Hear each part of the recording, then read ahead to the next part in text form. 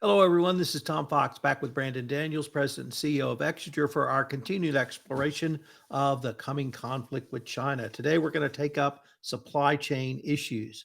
Brandon, this may be one of the most ubiquitous problems of all of the China problems, and that's supply chain, from the Uyghur Forced Labor Prevention Act to the still outfall from COVID and ongoing issues around that, as well as the geopolitical ramifications for other APAC countries. So I want to maybe it's a huge amount to talk about in a limited amount of time, but perhaps we could start with the human rights issues as embodied in the Uyghur Forced Labor Prevention Act, because you see this as a much broader geopolitical question. So where do we start thinking about forced labor and other issues around human trafficking, human slavery, and supply?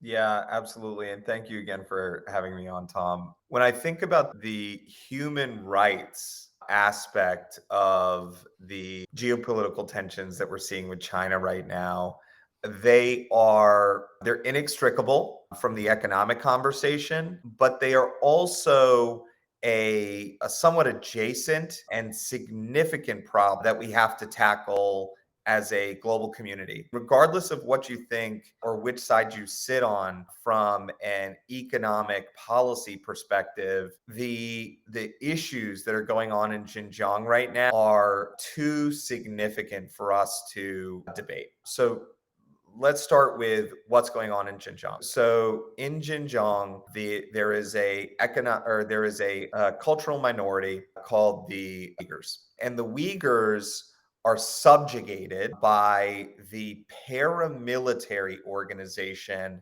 that runs the Northwestern Autonomous Region. It's a paramilitary organization that owns all commerce, owns all legislative, municipal, underlying government bodies, and basically is an extreme faction of the Chinese Communist Party. It's a part of the Chinese Communist Party that's extremely aggressive and that Xi Jinping really has to placate. Right. And so what they've done is they've subjugated this ethnic minority and they're holding them in camps. And we've seen very few glimpses from reporters, from journalists, from people in these camps of what it looks like because it's so heavily controlled. It's almost like a North Korean-esque level of blackout that sits around this.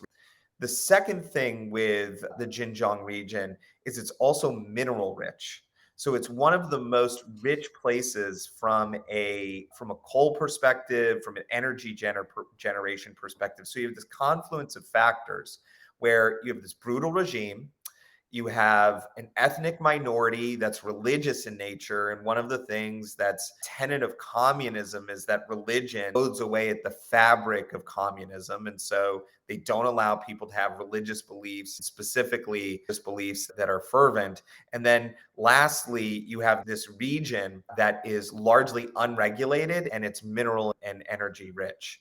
So what happens there is these people are put into squalor, Tom, right? Like the plants in this area, you saw this as riots erupted in some of the largest OEMs in the world that have outsourced manufacturing facilities there. They're living in squalor, right? These people live with no real environmental conditions, regulations, right? So these are the people that are creating things like neon. They're manufacturing steel, refining lithium, they're refining silicon. These are dirty businesses. And so by having this subjugated minority that is really living in squalor, what they do is they just put them into abusive working environments that they know that if they put them into, they can treat with reckless abandon, right? So what it does is it drives down the cost of the materials, Tom. It drives down the cost of actually producing the metals. It drives down the cost of producing silica. And this isn't like a fringe thing, Tom. When the Hoshine silicon plant blew up a couple of years ago, it was estimated that 45% of the world's silica, which is like what's in our computer screens, what's in our phone screens, it's at the base of every electronic you could imagine. It's in the base of our solar panels. So we're talking about ESG. The solar panel industry was largely dependent upon Xinjiang labor to produce the solar panels that are supposed to be helping us to go green. And so you've got this issue where this glaring human rights violation has been at the base of so much of our technological production, and it's been used to suppress costs of goods and to, again, coerce our economic markets, to manipulate them. The interesting thing is, Tom, is that they don't have to do this. This is an area of the world where the average cost of living is pennies on our dollar. Okay. And so the difference between subjugating the labor, the difference between forced labor and paid labor in these areas of the world would still lead to an economic advantage. It just doesn't lead to an economic advantage of China over other places that could produce these things cheaply, like Vietnam, Malaysia, Cambodia, right? And so what you're left with is this idea that they're doing this just because they can. And that is a true human rights abuse. That is not taking advantage. That is an abuse. That's a violation of what we all think is ethical behavior. And what we're seeing is, as this issue of Uyghur forced labor has been cracked down on, as the goods are being frozen, as people are starting to remove this from their supply chain, what they're doing is they're actually commuting these people to other manufacturing facilities across China. They are routing and distributing this through shell companies, actively trying to hide that this is an aspect of the way in which they produce goods. And these human rights abuses we've seen in lots of different ways. In 2020, China introduced that wide-ranging national security law that impacted Hong Kong specifically, and it allowed them to protesters more actively and more aggressively, right? So not only are they saying we are going to abuse human rights because we can, we're going to stop people from talking about it because we can. And that kind of authoritarian activity should be intolerable for all of us. Let me change the focus from the human rights and human rights abuses to COVID-19. China's response was very different from the West's in terms of not an initial lockdown, but a continued lockdown. And whatever the origins of COVID-19 may or may not be, how should a company think through this type of geographical issue in their supply chain, where literally an entire country can be locked down and you locked out of your supplies?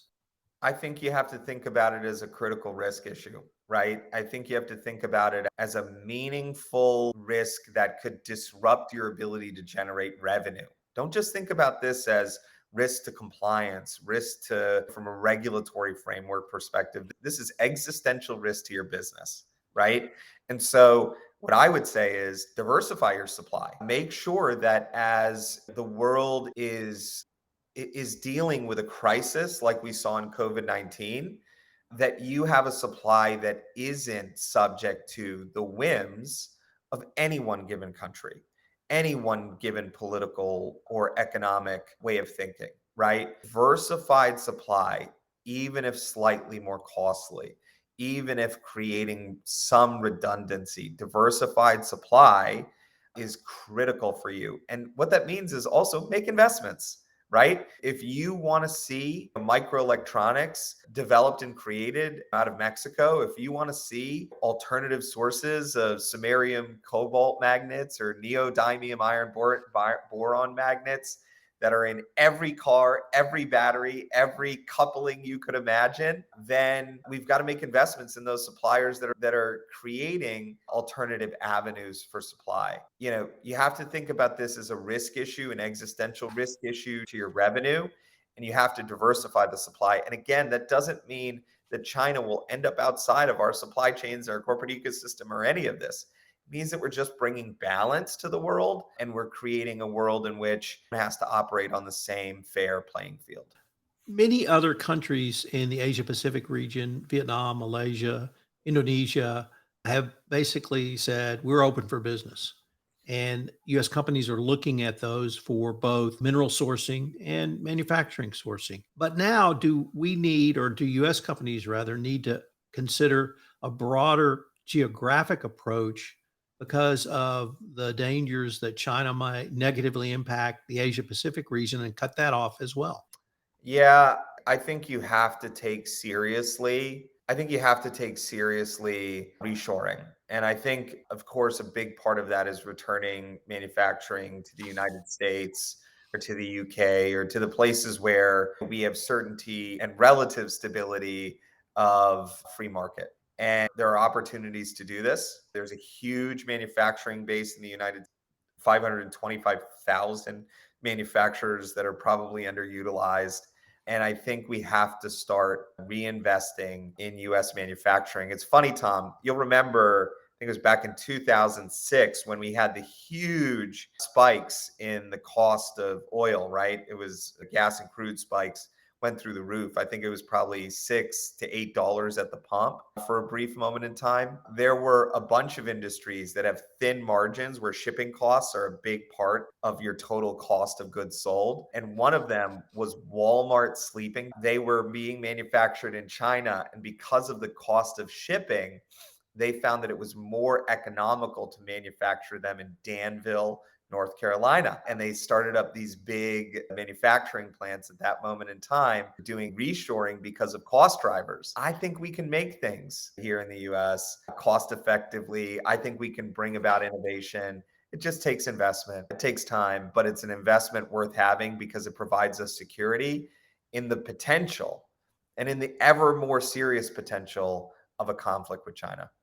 Well, Brendan, unfortunately, we're near the end of our time for this episode, but I hope our listeners will join us for our next episode where we take up exporting issues to China. I look forward to continuing this conversation.